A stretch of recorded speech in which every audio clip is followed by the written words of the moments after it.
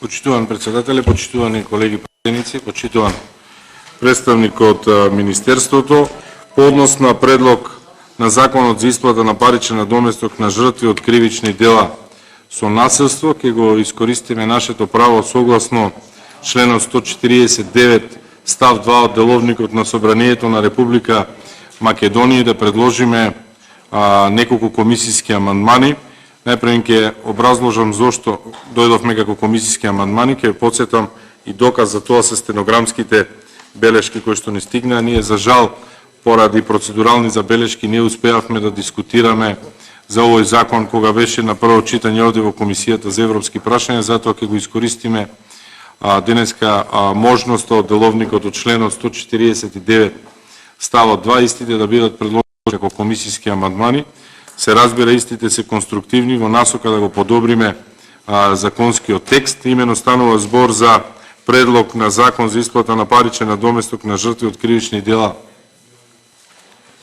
со насилство.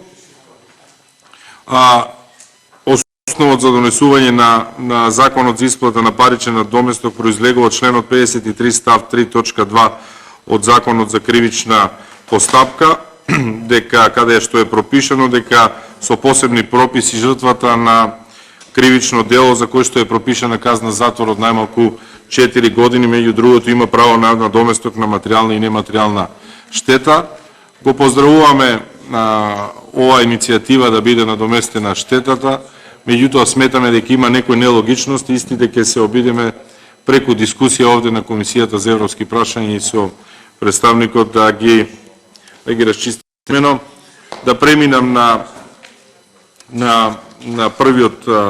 предлог. Имено за она за кое што ќе сакаме да разговараме е поврзано со составот на комисијата, затоа што се формира една комисија која што е составена од представник од Врховен суд, од Јавно обвинителство, од Министерство за труд и социјална политика, од Министерство за здравство, а нема акти кои што предвидуваат како тие ќе функционираат. Има некои нелогичности и во членот 13 и во членот 14, меѓутоа ќе дојдеме до нив заедно со колегите во денешната расправа. Она што би сакал да започнеме со првиот комисиски амандман. Првиот комисиски амандман кој што сакаме да го предложиме денеска е во членот 11, се однесува на ставот 2, каде што се предвидува алинеја 3 да се брише. Членот 11 има свој наслов непосредна жртва. Под непосредна жртва во смисла на овој закон се смета лице кое е претрпело тешко нарушување на физичкото или психичкото здравје како директна последица од сторено кривично дело со насилство или како последица од сторено кривично дело со насилство во чие извршување не учествувало, а тоа кривично дело е сторено спрема друго лице. Како непосредна жртва се смета и лицето кое е претрпело тешко нарушување на физичкото или психичкото здравје, а кое од еден, односно прва алинеја, се обидувало да спречи извршување на кривично дело со насилство, под 2 пружало помош на жртвата и третата алинеја помагало на полицијата при лишување од слобода на сторител на кривично дело со насилство. Ние предлагаме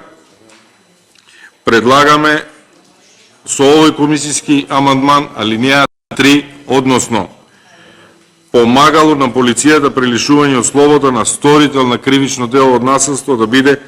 избришано, затоа што како комисија треба да размислиме за потенцијална злоупотреба на ваквата одредба. Како помагачи на полицијата може да се јават многу лица и дали се усложнува постапката со тие што помагале ќе треба да поседуваат одредени документи дека токму од помагањето имаат претрпено психичко нарушување.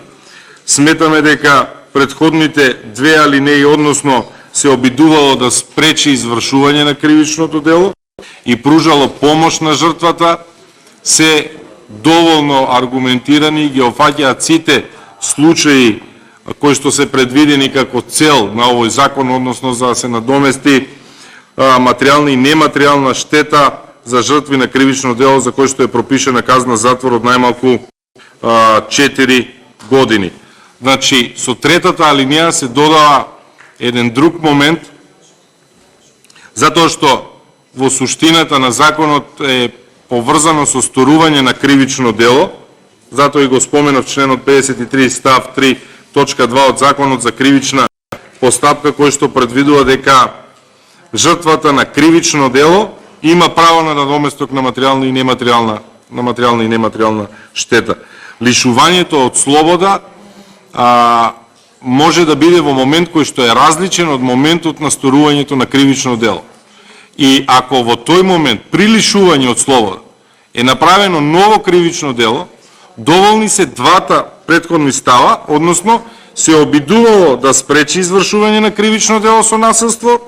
и пружало помош на жртвата. Значи, ако се разбереме, алинејата 3,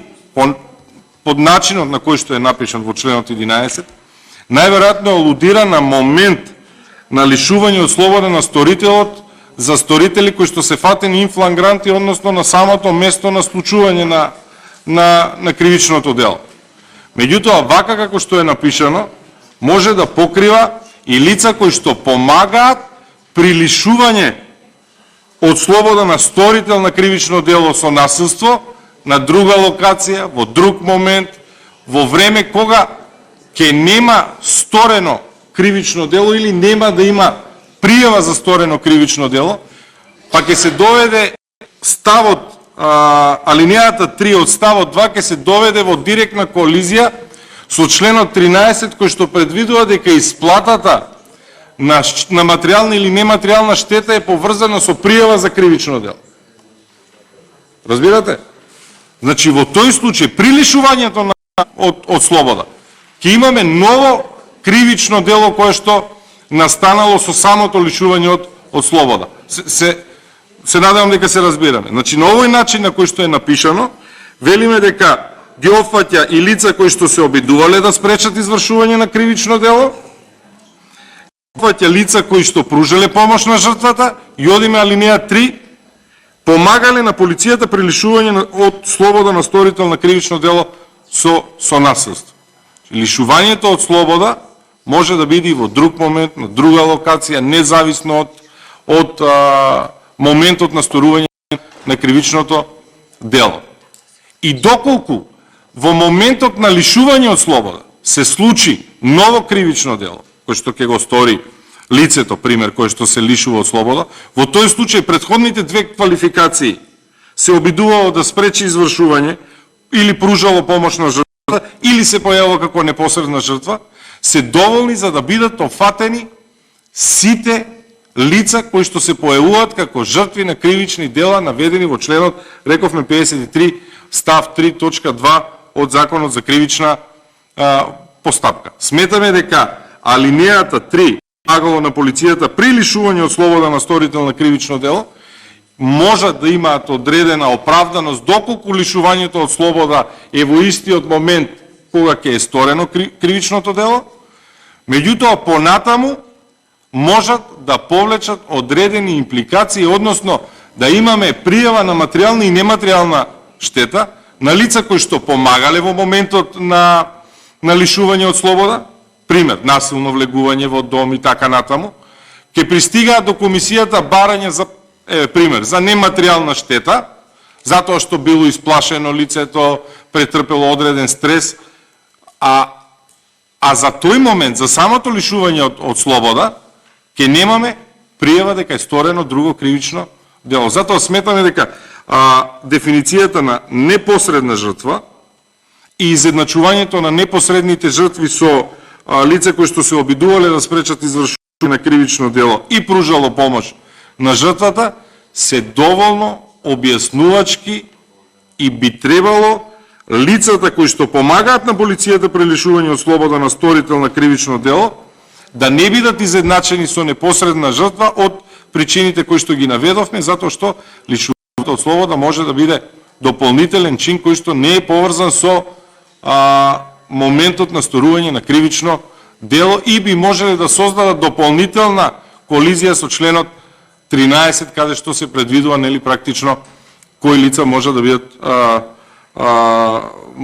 кои лица право на надоместок на материјална и нематеријална штета. Со цел да избегнеме злоупотреби и дополнително усложнување на законот, Уште еднаш ќе повторам, сметаме дека алинеја 1 и алинеја 2 се доволни за лица кои што се изедначуваат со непосредни жртви и сметаме дека лица кои помагале на полицијата при лишувањето од слобода на сторител на кривично дело, доколку има сторено ново кривично дело, ќе можат да бидат обештетени или како непосредни жртви или како лица кои што се изедначени согласно алинејата 1 и 2 од ставот 2. Тоа е првиот комисиски амандман кој што имаме да го предложиме. Да сумирам, во член 11 став 2 алинеја 3 се брише. Благодарам.